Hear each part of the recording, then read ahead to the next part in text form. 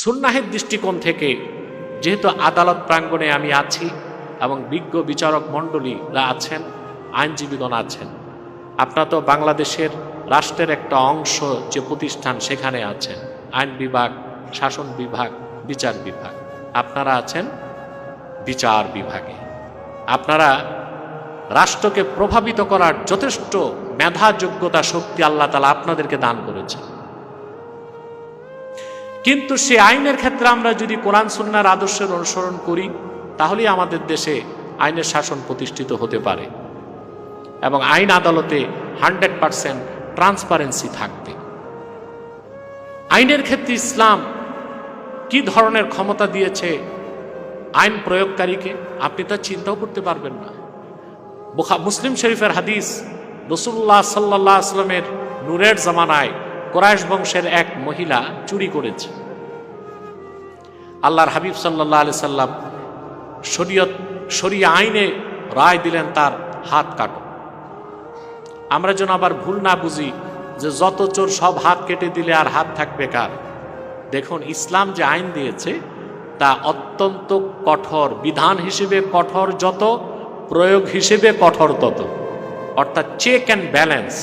ইসলামের আইন হচ্ছে অত্যন্ত কঠোর, যার মাধ্যমে সমাজ ও রাষ্ট্র ঠিক হয়ে যাবে। হাত কাটা দেখলে দেখবেন 2-4টা চোরেরই হাত কাটা হয়েছে, বাকিরা ঠিক হয়ে গেছে।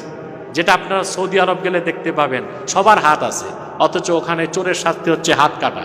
তার কারণে শাস্তিটাই এত কঠোর যে সবাই ভয়তেই ঠিক হয়ে গেছে। আমরা আস্তে আস্তে কথা বলি। কুরাইশ বংশের মেয়ে, তার হাত কাটতে হবে। সাহাবায়ে কেরাম রাসূলুল্লাহ সাল্লাল্লাহু আলাইহি ওয়াসাল্লামের কাছে আবেদন নিয়ে আসলেন যে এত উচ্চ বংশের মেয়ের যদি হাত কাটা হয় চুরির অপরাধে, তো কুরাইশ বংশের ইমেজ নষ্ট হবে। মুসলিম শরীফের হাদিস, রাসূলুল্লাহ সাল্লাল্লাহু আলাইহি ওয়াসাল্লাম রাগান্বিত হলেন, মসজিদ নববীর মিম্বরে বসে বললেন, তোমরা উচ্চ বংশের শরীফ খানদানের সম্ভ্রান্ত পরিবারের মানুষের ক্ষেত্রে আইন প্রয়োগ করবে না, দুর্বলদের ক্ষেত্রে আইন প্রয়োগ করবে। শোনো, লাও আন্না ফাতেমাতা বিনতা মুহাম্মাদিন সাল্লাল্লাহু আলাইহি ওয়াসাল্লাম সারাকাত লাকাতাতু ইয়াদাহা, যদি আজ আমার মেয়ে ফাতেমাও চুরি করত, নিজ হাতে আমি তার হাত কেটে দিতাম।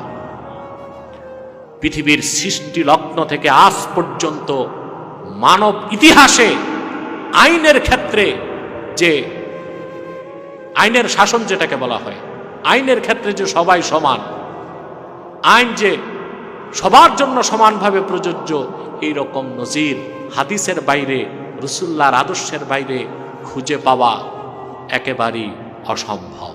আমরা যদি রাসূলুল্লাহ সাল্লাল্লাহু আলাইহি ওয়াসাল্লামের আদর্শের অনুসরণ করে আমাদের আইন অঙ্গনকে সাজাতে পারি, আমাদের বিচার অঙ্গনকে সাজাতে পারি, আমাদের প্রশাসনকে সাজাতে পারি, নিশ্চিত মনে রাখবেন দুর্নীতি বাংলাদেশ থেকে পালিয়ে জাতীয় জাদুঘরে আশ্রয় নেবে।